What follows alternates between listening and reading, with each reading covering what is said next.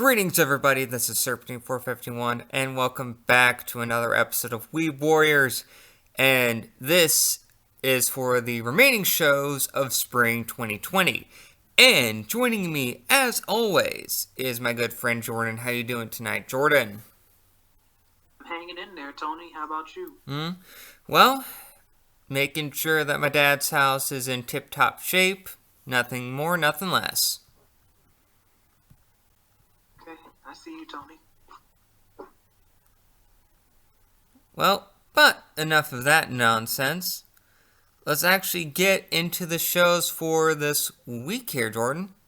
What do you think? Should we start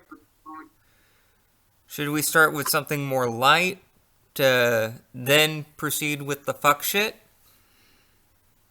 Sure. Let's start with Kaguya-sama episode 12. The student council would like a group photo. The student council is going to get that group photo, and Chika Fujiwara wants to inflate. So the first two sections are way more emotionally impactful than the last.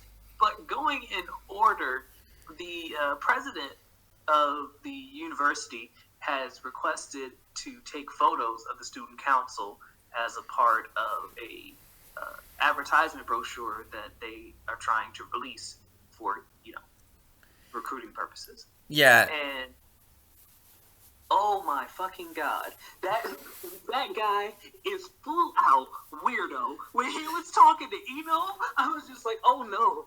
Yeah. Oh no. Yeah. This man, he's the chairman of the school, so he's kind of like the principal in a way of the high school. I mean, that part made sense, but this man fucking talks in French every now and then and just goes hog wild. Yeah, I mean, honestly, when you start adding random French words into your speech, that's when you're really upping the creep factor for no reason. And picking on poor Eno. Just getting her to do some fuck shit. I wasn't here. When you told her to bite the pin, I was like, oh no, this gotta end. Stop the madness. Although, you mentioned me while you were watching the episode that you had Ishigami here trying to flex because his hair was away from his face. Yeah, I mean, we saw in the flashback that Ishigami isn't an ugly guy. It's just that he has given up on his personal appearance because nothing matters. Yep. But the chairman definitely got it right on the head when he said, I sense a relationship between y'all where you two secretly help each other. And then they're just out here fronting. I'm like, oh, okay, sure. Bet. And then you have the unphotogenic Chika and Miyuki acting like fucking robots in this piece.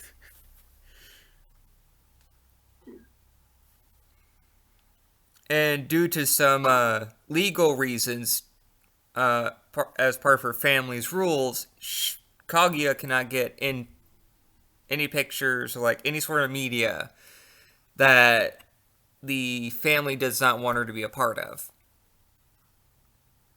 Which, for a very rich family, makes sense and doesn't make sense at the same time. Yeah, I mean, it's your classic image control policy, right? They don't want Kaguya to make any decisions that might negatively impact the Shirogane sort of image. It's the I'm sorry, Shinomiya. Shinomiya. Yeah. I mean, that part made sense to me. But there's some things that can be a bit excessive. Like if it's something for school-related stuff, I think that, going from for mass media stuff, like tabloids and shit, that part makes sense in my head. But for a school brochure, that part doesn't make sense to me. Or maybe I'm crazy. It's not that you're crazy. It's just that you have to think about it from the perspective of unknown unknowns, right? Ideally, nothing could possibly go wrong or be shown in a school brochure that would be undo. But let's say she appears in the brochure and then a major scandal comes out, right? Right. Okay. That part makes sense to me now. I didn't take that factor into consideration. Because rich people are essentially celebrities, and any sort of scandal that's connected to, like, the parent will really damage the child's social life. I mean, we see it on the daily.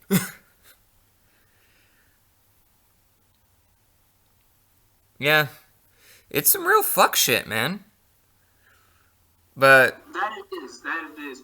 And but I think more often, more honestly, uh, the Shinomiya family just doesn't like giving other people the freedom to choose what they do with their own life.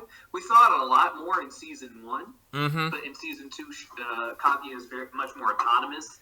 Point very being, true.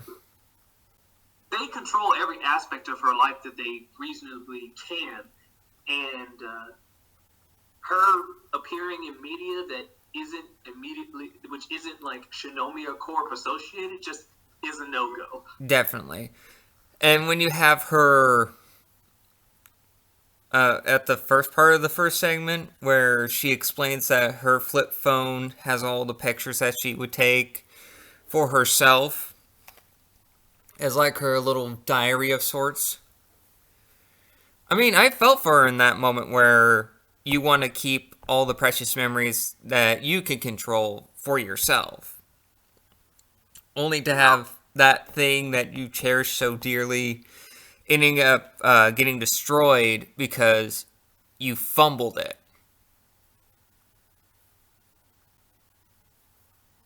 Yeah, because her flip phone ends up getting destroyed when the chairman was able to take a personal photo with her and the student council on her phone. And my god, this poor girl just went catatonic, losing all of her precious memories, which made sense to me. I felt bad for her when that happened. Which leads into the segment where the student council goes the extra mile to make Kaguya feel better about getting more memories. Because she ends up getting a smartphone. Since her flip phone couldn't be recovered, like the data on the flip phone, since it was stored internally and wasn't attached to a SIM card, they couldn't put it in another phone. Yeah. Honestly, I feel as though that was an artificial controversy, but I got a phone late in life, and I never had one before SIM cards were a thing. So I'm really not sure if that was ever really a big problem, right? A phone with a non-transferable memory and essentially proprietary part. Where the fuck did she get this phone from? I have no clue, fam. Okay, let me explain a little bit of my personal history. When I was 16, I was given a cell phone. It was like my big thing. Because I would always let my family members know where I'd be going. You know, typical making sure you let your family know where you are, that sort of thing. I've always been a responsible person, especially in my teens. Uh, and if I would get a new phone or whatnot, I can always like transfer the SIM card. And that part wasn't like a big deal. And I had a flip phone at first. So that part did not make any sense to me. Although, to be fair, I had like these prepaid phones that I had to put minutes on, but that's beside the point. But, I mean, let's talk about that one part in this segment where Hayasaka was like gushing about the new features of a like a smartphone. I mean, she was going ape shit, dude. Yeah, I was wondering about that actually. Have we been previously? Um, have we been previously exposed to her obsession with high technology? I can't remember that Well, being a character trait that she possessed. But then again, Hayasaka is not a character that I've devoted a whole lot of mental energy to. well, she is a woman of many faces, from what I gathered, and also knowing the source material, and a big like story element about her and Kaguya's friendship and working relationship, since she is a maid of the Shinomiya family, happen in the more recent chapters. It was this big story thing, and she has had moments where she's shown that she is into stuff like, well, like typical like high school girls would enjoy, like latest fashions, keeping up to date with like new phones and whatnot. And just to hear her gush about some of the features of this newest model made me think, yep, that is a typical high school girl there. I suppose. And just the response Kaguya gave when Hayasaka was trying to get her, like, okay, let's get you a smartphone. Which one would you prefer? She was like, the president's smartphone. She's like, really? Oh yeah, she was burning through all of the normal traps. Oh yeah, she in that bit where it's the role reversal, where instead of Miyuki just having these exaggerated thoughts of Kaguya saying, "Oh, how cute," uh, Hayasaka was trying to put ideas in Kaguya's head that he would do the same thing to her, but Kaguya's like, "Nah, fam, he wouldn't do that shit." And Hayasaka's like, "Oh yeah, that's right. You probably wouldn't do that." So she ends up getting like the latest model smartphone, and she was able to get on social media like Line, which is connected to Japan. And So it's one of the biggest social media platforms in all of Asia. yeah, so, well, thanks for letting me know about that. I did not know that, Jordan. Thank you. But anyway, since they traded IDs with everybody in the student council, Kaguya was able to receive pictures from everybody's phones, from their various like social media platforms, like their Instagrams, their Snows, all this stuff. But the big total shift in this episode was the last one. Jordan, describe the madness. I'm not gonna lie. When I read the title, I read it, and I read it again, and I read it another time, and I was just like, "Why are her breasts getting bigger?" And how did it become a whole plot line? And then you messaged me about the balloon thing, and I'm like, "What?" Yeah, for some reason I couldn't spell balloon right, so I had to fix it. But no, I understood what you were saying, but I didn't understand how it fit because of my already pre-existing idea about what was going on. I figured. And I couldn't rectify the two images. I was just like, what? yeah, and then it ended up. You were in the same boat as Ino and Kaguya and the guys, because Chika really put some innuendo into that phrase she said.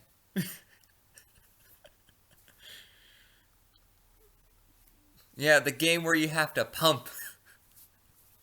Oh, baby Jesus. She was doing absolute. Yeah, no chill whatsoever.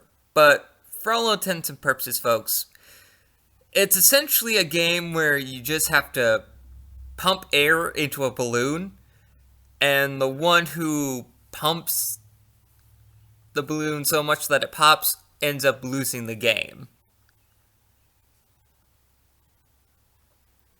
And these teenagers are scared to shit of this fucking balloon.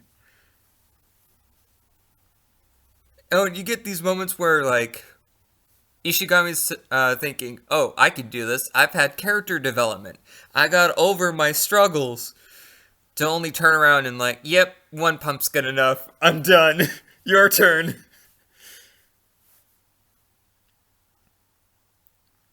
And then you have like Miyuki and Kaguya. About his father, his advice, the one thing he wanted him to become in his life about being like a good man or whatnot. And Yeah. then it was all for fucking nothing. Oh my god, yes. It's like one pump and that's it. Your turn, bitch.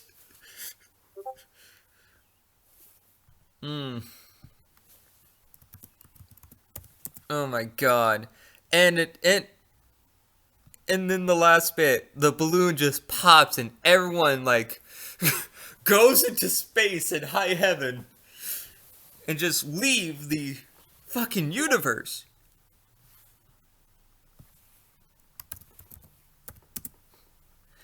I mean, it's nice that we actually got to see like coming from like going across the screen like each of the characters and their voice actors. I mean, that part was interesting and they had like one lines and whatnot. And I would be very happy if we get another season of Kaguya-sama here in the future. Because honestly, show's great and the manga's great. It would be very interesting if we got one, but I wouldn't hold my breath. I mean, there is this big event that happens in the manga that is perfect for an anime adaptation. Right, but I feel like there's a lot of things that are perfect for the anime adaptation that never see the light of day for their, any number of reasons. Big facts. I agree with you there. Okay, Jordan. What should we talk about next? Well, if we're going to hold off on the Max fuckery for the very end, then we need to talk about Tower of God, Episode 12, Underwater Hunt, Part 2, which is the conclusion of... I thought it was Episode 13. Is it Episode 13? I mean, I know with this episode, we have a little bit more backstory on Rachel.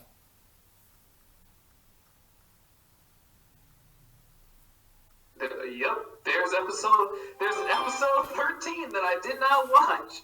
Gosh damn it. Oh yeah. I thought it ended at 12. Okay. Well, I've read the manga, so you can continue. It's not going to spoil anything for me. Right. So, let me think.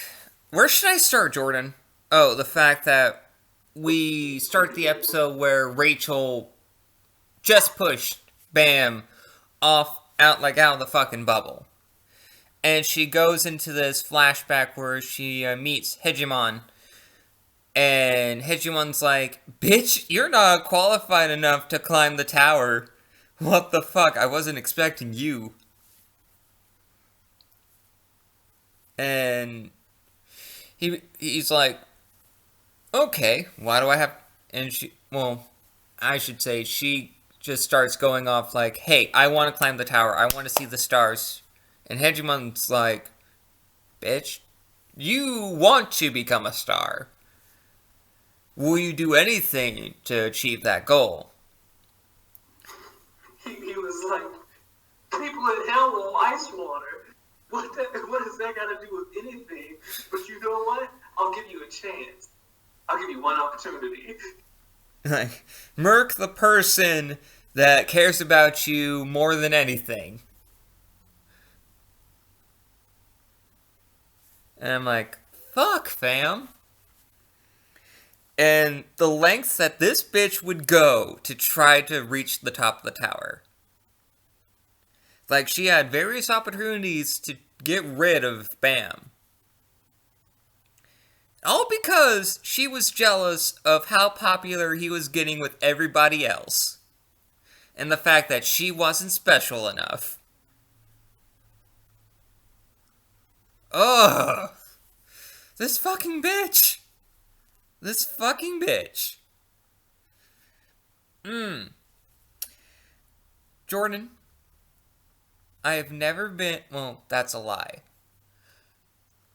In a in a in a good while, Jordan, I have never been this frustrated at an anime character in a good while.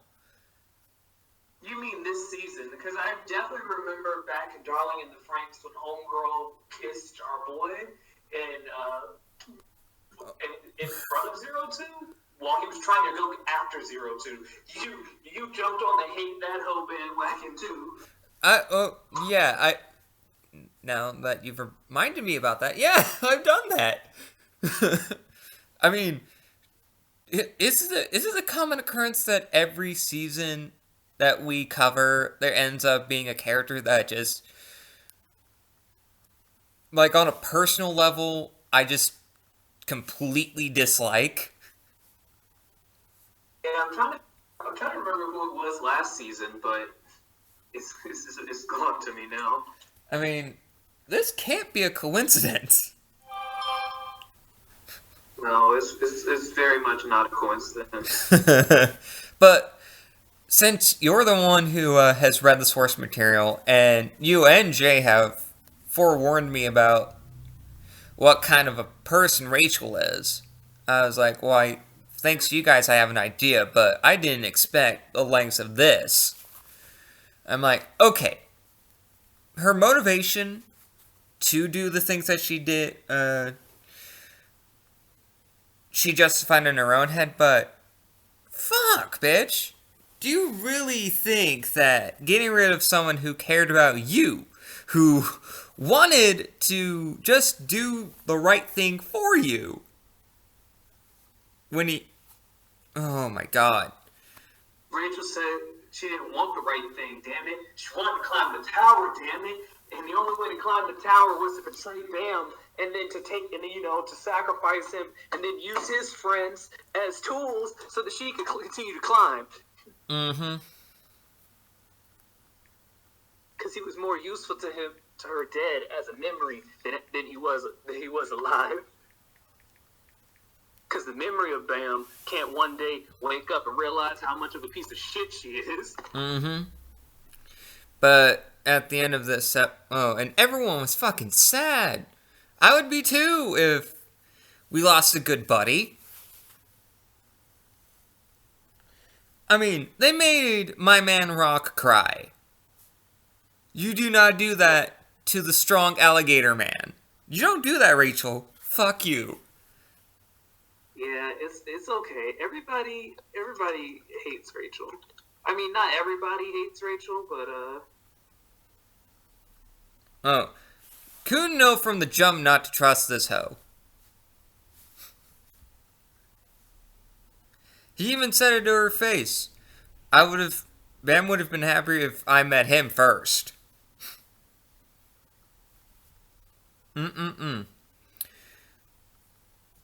But I'm excited because I'm going to read the manhwa myself at the point where everything will start, like this next part that you've mentioned, Jordan. Because I'm pretty sure that was Bam's whole glow up, like the last person we see in the end of the episode. With the long black hair tied in a ponytail.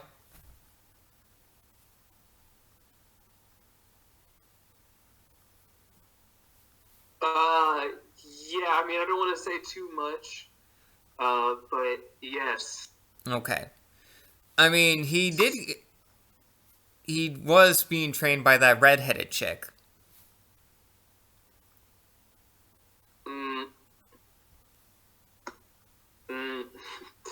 I don't want to say nothing.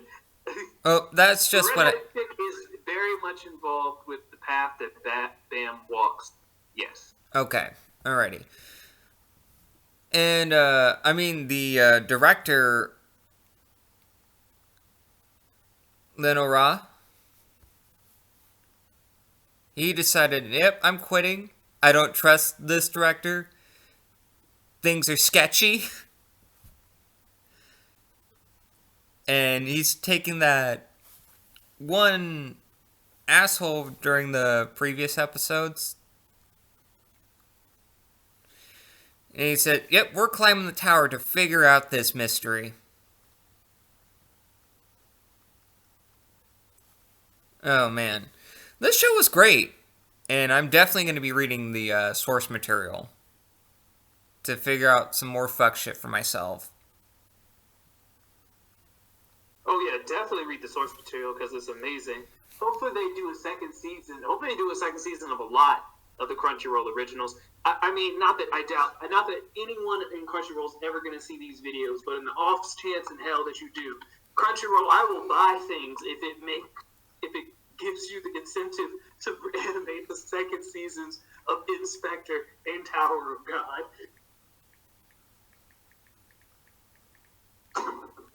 True. I would like for both of those shows to continue on. I would love that shit. But anyway, let's get to that fuck shit. We put it off for last. Let's talk about Gluttony episodes 12 and 13. Holy shit, right. Jordan. Gluttony 12 and 13. So 12's title is Where the Promise Was Made. In episode 13, we two are one.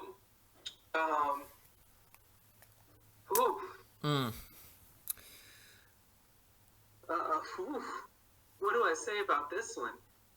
Good googly moogly. It starts off as a roller coaster, and it doesn't stop. Yep, it is a roller coaster of emotions, twists and turns.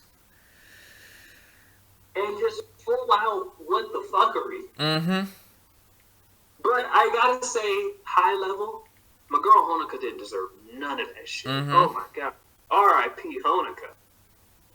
Also, R.I.P. Aiko. We didn't really know you. Not truly, but, also. Big facts. I mean, R.I.P. to anybody who was really innocent before the coin game just came around. Either by... no, fuck all them. Fuck all them? Most of them ended up doing exactly what they wanted to, which was bad shit. Oh, big facts. But I'm saying, like, the more innocent people.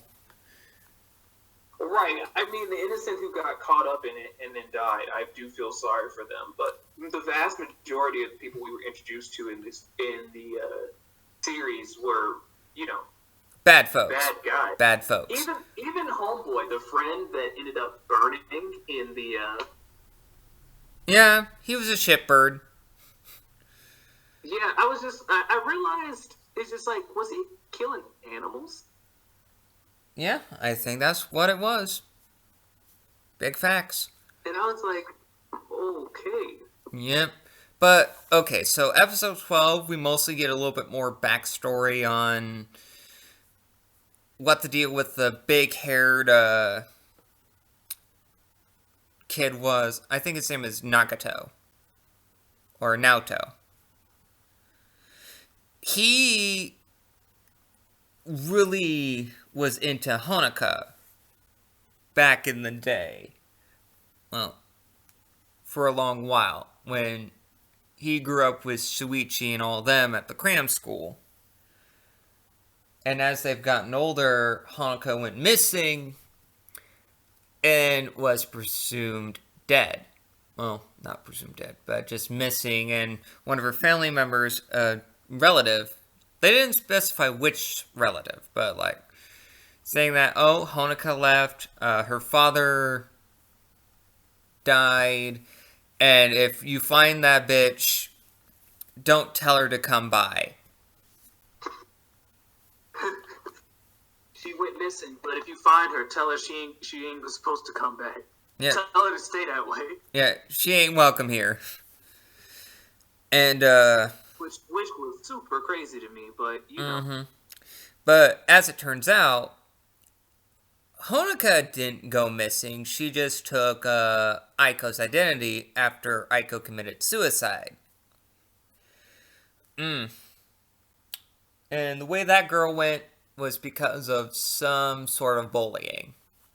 I mean, why would you want to pick on a girl like that who was just being nice and cheerful? And homeboy Naoto really didn't put two and two together. And he ended up killing Honoka the same way that Aiko committed suicide, by just choking her and hanging her on a tree limb. And then he goes to the alien and he's like, I want you to give me the power to basically erase everything.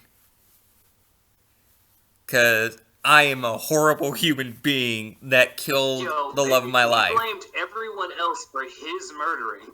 Mm-hmm. And I'm just like, I don't get it. Well, you can't reason with crazy, fam. You can't reason with crazy. And then we get into episode 13.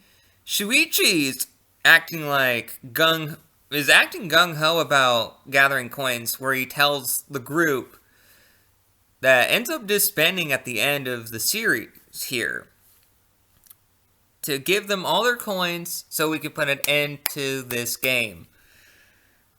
And Yoshinaka ends up calling Elaine, saying, yeah, Shuichi's acting weird. I don't trust him. You take our coins so you can deal with this issue. And Shuichi also invites Claire to his house in this episode. This house, oh sweet baby Jesus. This man lives in the, well, I mean, seeing what happened to his folks, I mean, rest in peace to those people. Yo, right? Oh my god. Yeah, I mean, the state of his house, it's dusty, it's messy, food being left over for flies to just consume. Sweet baby Jesus. And Claire's like, the fuck is happening? Yo, she looks shook. Oh yeah, I think I was about as shook as she was. Shuichi was living a different type of life. Mm-hmm. He really was. Yeah, and then he had this moment where Claire was consoling him, and he had this flashback of Elaine doing the same thing. And he just goes ape shit. Looking like he's gonna be, he's gonna have charges of assault. But then we find out that this white, ethereal being that looks similar to Honoka is erasing people who knows of her previous life. And just, yep, you know who I am? You're getting dusted. Like, literally turning into dust. Fam. That's what she did to Shuichi's parents. She's done that to schoolmates that knew her previously. Yeah, Naoto's like, yep, those of you who know Honoka, you're gone. You're gonna be erased from existence.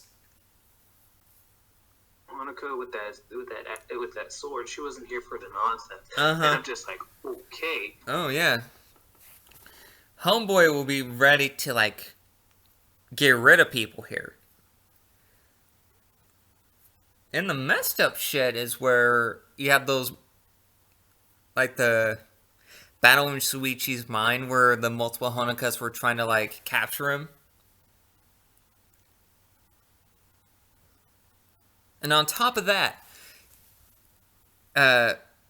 Elaine tried her best to, like, revert Shuichi back to a more normal state of mind.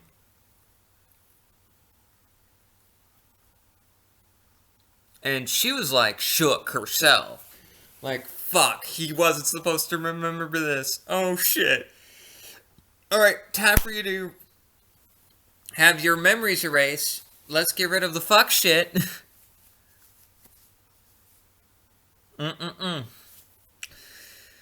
Holy fuck, Jordan.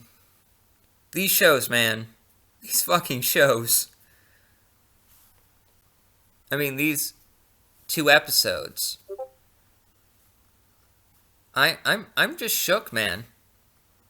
God damn it, Jay. I don't know what else to say. So.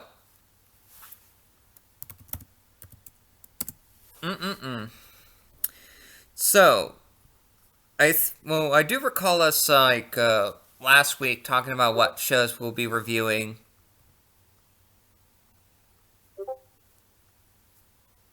Continue. All right. Is there anything else we would like to point out or add? Well, thanks to a certain virus, there wouldn't be any more shows to point out here to add to our list. But for those of you who may not have caught it or don't really care, what were the shows that we're going to be covering for summer this year, Jordan? ReZero Season 2. Alright. I just need to play catch up with that. Alright. No Guns Life 2. Right. Monster Musume no Oishi-san. Yeah, that's the Monster Girl Doctor show. Yes, and then the TV short Peter Grill to Kinja no Jukin. Oh yeah, that shit. Fucking wild. Okay. Tentatively, there is another Crunchyroll exclusive coming out. I want to say, or I think this is one of the Crunchyroll exclusives. 1 second. Not Crunchyroll exclusives, originals.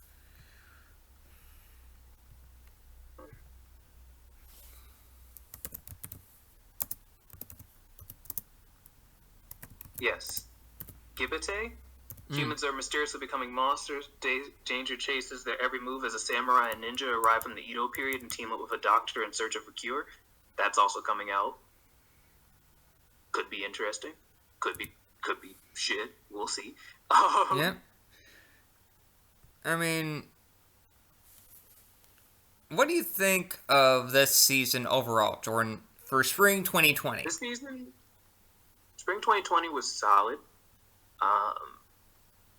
Tower of God, Kaguya, and Grelpnir really carried it, but also you can't sleep on Reincarnated as a Villainess.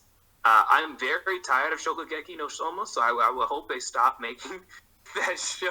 Well, it's a Shonen Jump series, man. What do you think? They're probably not going to stop, fam. Just can't. I watched Ascension of the Bookworm, Season 2, which was great. 13th Son. Also 8th Son. Pretty good. It was, I'm the 8th Son, are you kidding me? Yeah, that show was great. Yeah, I don't know why I said 13th. I don't know, fam.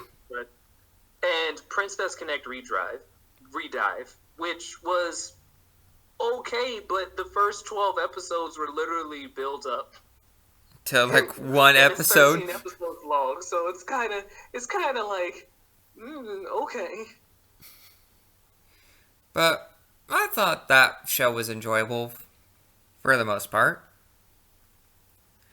But hopefully next week you'll be hearing our thoughts about summer 2020 with the shows that will be available to us. You'll all be here for the fuck shit. It's gonna be hilarious. 'Cause if you thought that the madness has stopped, well, you have another thing coming. I don't think anyone in this entire world right now is convinced that the madness has stopped. Yep, definitely not, Jordan. So anyway, we're going to end things here. I have a lot of other projects that I need to attend to. well, I wouldn't necessarily say projects. It's just things in my personal life and like stuff that I want to put forward. I'm working towards. Will be taking some precedence, like a few projects that I've been putting on the back burner due to like either the quality of the thing I'm looking at or the quality of my editing skills. Or the fact that I can be a complete lazy bastard. But anyway, we'll catch you guys next week.